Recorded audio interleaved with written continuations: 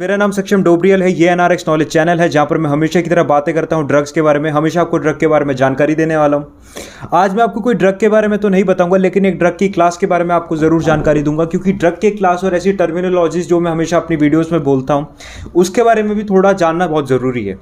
ज़रूरी क्यों है सर? क्योंकि जो भी चीज़ें आपको बताई जा रही हैं, कुछ चीज़ें उसमें एक साइंटिफिक टर्म है, और वो जो साइंटिफिक और मेडिकल टर्म है ना, वो कम से कम ऐसा मैं बनाने की कोशिश करता हूँ कि वो आम जनता को भी ना समझ आए। इसलिए मैं बहुत ज़्यादा साइंटिफिक और टर्मिनोलॉजीज़ को ना बहुत ही एक मीडियम वे में रखता हूँ कि वो एक मेडिकल स्टूडेंट को भी समझ आए, जहाँ तक मैं सोच सकता हूँ, और एक नॉन मेडिकल बैकग्राउंड वालों को भी समझ में आए। ठीक है। और अपनी साथ ही साथ हमेशा जो बात करता हूँ वो अवेयरनेस आप उसको कह सकते हो, बट एक अपने ओपिनियन की बातें हमेशा करता हूँ, क्योंकि ना देखो, नॉलेज से तुम्हारे अंदर चेंज आ सकता है चीज़ें छोड़ने का। कोई अवेयरनेस या तुम्हें मैं कुछ बोल दूँ कि एक मोटिवेशन दे दूँ, वो कुछ नहीं होता है। एक नॉलेज आपको चेंज कर सकते हो, वो डिसिप्लिन ला सकते हो, उससे आप पे चेंज आ सकते हैं। तो आज ना मैं आपको सीएनएस स्टिमुलेशन के बारे में बताऊंगा कि सीएनएस स्टिमुलेंट है क्या। ये मैंने बहुत बार वर्ड भी बोला होगा, सीएनएस स्टिमुलेंट, और हमेशा मैं इसे जागरूक या फिर अटेंशन या फिर एनर्जी से हमेशा जोड़ता हूँ। तो क्या है सीएनएस स्टिमुलेंट के बारे में बात करेंगे।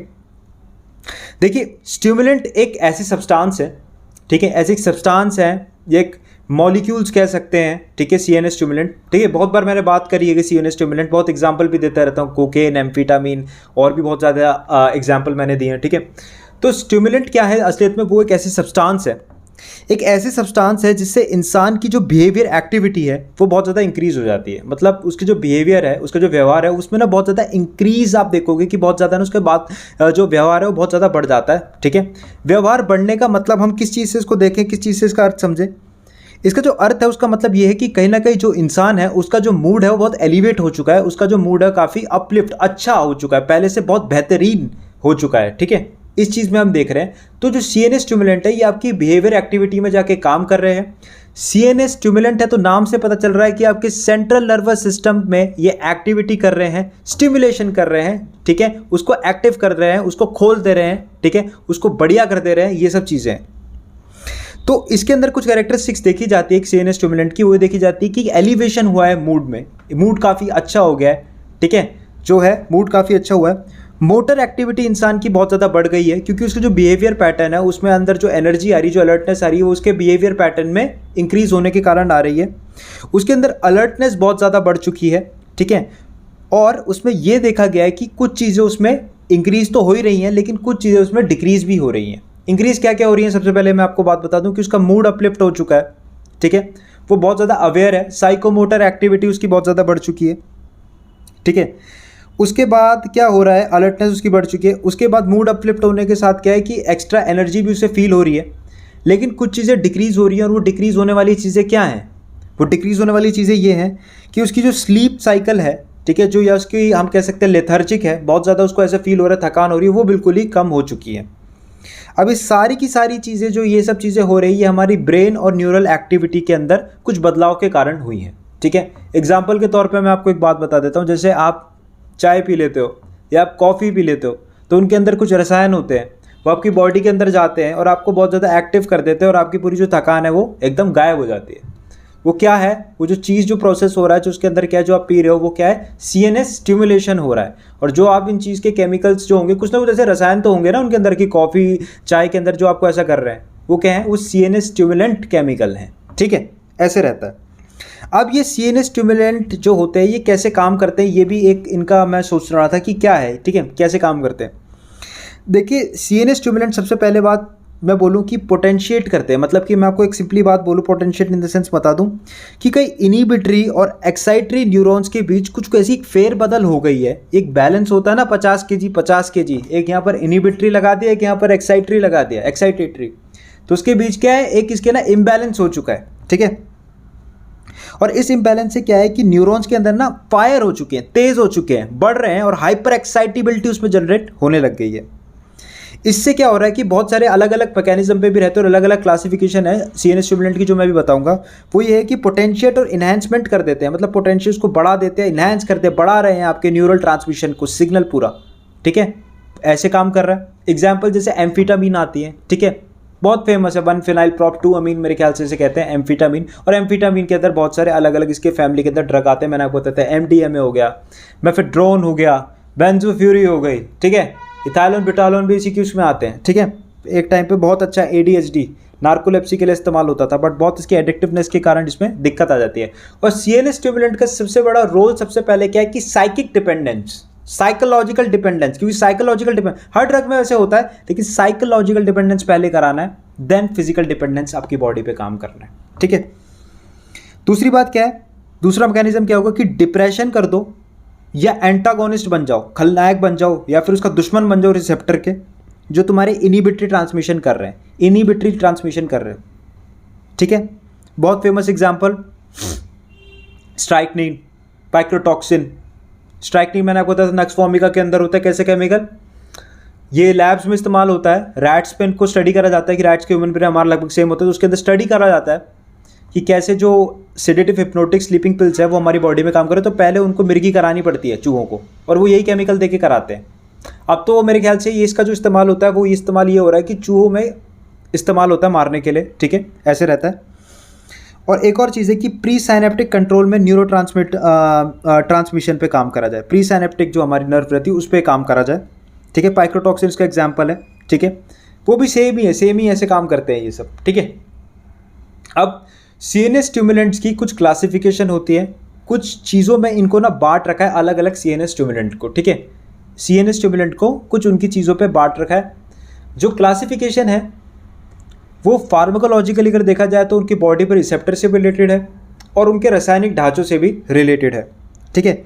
जैसे फार्माकोलॉजिकली मैं बात करूँ तो एनालेप्टिक्स होते हैं, डॉक्सोप्राम, निकोतिनामाइड, ठीक है, यूज़ होते हैं रेस्पिरेटरी डिप्रेशन ट्रीट करने के लिए, ठीक है, जिनको हो जाता है दिक्कत हो जाती है, ऑक्सीजन डिमांड सप्लाई नहीं हो पाती, एनालेप्टिक्स कहते हैं उन्हें, एनालेप्टिक ड्रग्स, ठीक है। निकोतिनामाइड, डॉक्सोप्राम बहुत फेमस इस चीज़ में इस्तेमाल होते हैं। कुछ ऐसे भी स्टिमुलेंट होते हैं जो हाइपर एक्साइटेबिलिटी बढ़ा देते हैं न्यूरॉन्स की, ठीक है, जैसे मैंने आपको बताया बॉडी में जाके। लेकिन हाइपर एक्साइटेबिलिटी बढ़ाने से आपको एक दिक्कत ये हो जाएगी कि बहुत ज़्यादा बढ़ जाएगी तो आपको मिर्गी आना स्टार्ट हो जाएगी, ठीक है, तो उन्हें हम कन्वल्सेंट कहेंगे, कन्वल्शन करा देते हैं, ठीक है। एग्जाम्पल स्ट्राइकनिन, ठीक है, PTZ, पेंटालाइन टेट्राजोल, ठीक है, पाइक्यूलिन, ठीक है, मेट्राजोल, लैप्टाजोल, बहुत सारे ऐसे ड्रग रहते हैं, ठीक है।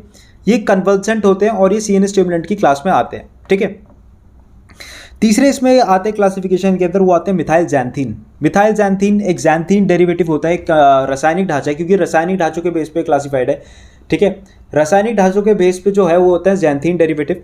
बहुत फेमस एग्जांपल है, बहुत चीज़ें आपने देखी, कॉफ़ी बहुत फेमस है। कॉफ़ी के अंदर आपको सबको पता है केमिकल रहता है जो आपको जागरूक कर देता है, बहुत ही CNS स्टिमुलेंट है, कैफीन, 137 ट्राइमिथाइल जैंथीन 2,4-डायोन, बहुत ज़्यादा फेमस केमिकल है कैफीन। एंड कैफीन बहुत लोग यूज़ भी करते हैं। तो कैफीन क्या है, नार्कोटिक ड्रग है? जी हाँ, कैफीन एक नार्कोटिक ड्रग है, ठीक है। अब आप बोलोगे नार्कोटिक इसको तो बेसिस पे बंद नहीं कर रखा है, वो अलग बात है कि सरकार ने उस पर चीज़ पे बना रखा है, क्योंकि नार्कोटिक को यूनिवर्सल डेफिनेशन नहीं, उन्होंने प्रिस्क्राइब पेन किलर्स को ही डाल रखा है। मेरे हिसाब से नार्कोटिक फिजिकल डिपेंडेंस और साइकिक डिपेंडेंस दे रहे वो है, नार्कोटिक है, ठीक है। मैं एक एग्जांपल बता रहा हूँ आपको, ठीक है, अगर मैं ये मेरी भाषा में उसको मैं एक नार्कोटिक उस चीज़ में कह रहा हूँ, ठीक है, क्योंकि उससे साइकिक डिपेंडेंस होती है, ठीक है। आप चाय कुछ टाइम के लिए बहुत पीते हो या फिर कॉफ़ी बहुत पीते हो, छोड़ दो तो आपको होगा, आपके दिमाग में आपका मूड अप नीचे जो मूड होगा वो अप डाउन होता रहेगा, आपको हेडेक होना फील होगा, ये साइकिक डिपेंडेंस है पूरी की पूरी। मिथाइल जैंथीन बहुत फेमस है, मिथाइल जैंथीन उनके केमिकल ढांचे पे आता है, ठीक है। वैसे अगर बात करें कैफीन की, कैफीन इज ए कॉर्टिकल जो एडिनोसाइन रिसेप्टर है तो उस पर जाके काम करता है, बंद करता है, तो उसे हम कॉर्टिकल स्टिमुलेंट भी कह सकते हैं। कैफीन इसका एग्जांपल है।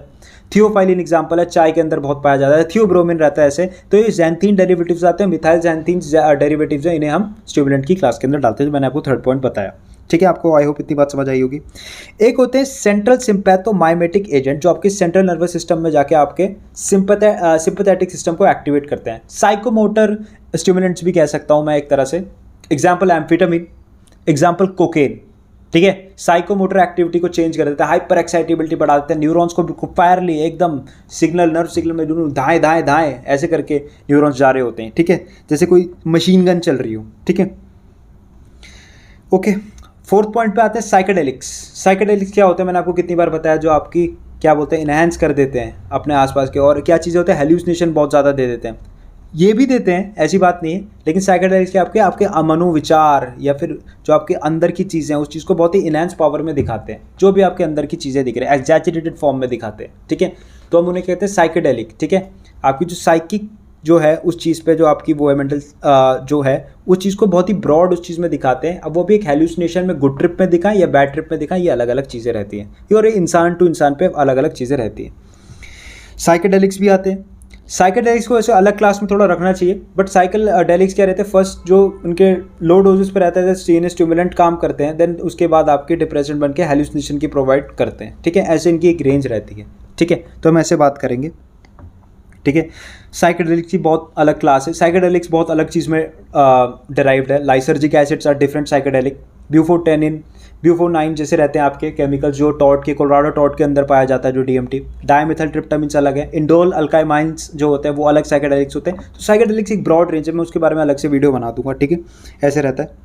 देन सबसे लास्ट में आते हैं वो है anti depressant. Anti depressant drugs कौन से होते हैं, जो कि आपके डिप्रेशन को ठीक करने के लिए रहते हैं। मोनो अमीनो ऑक्सीडेज इनहिबिटर बहुत फेमस एग्जांपल है। सेलिग्लाइन, बहुत सारे ये आते हैं ना आपके SSRI, ये क्या बोलते हैं, ये माओ बी का था मेरे ख्याल से, पार्किंसन का। ये आते हैं आपके कौन से केमिकल आते हैं यार, ये डेपोजेंटीन, फ्लूजेंटीन, यही तो नाम रहते हैं इनके ऐसे।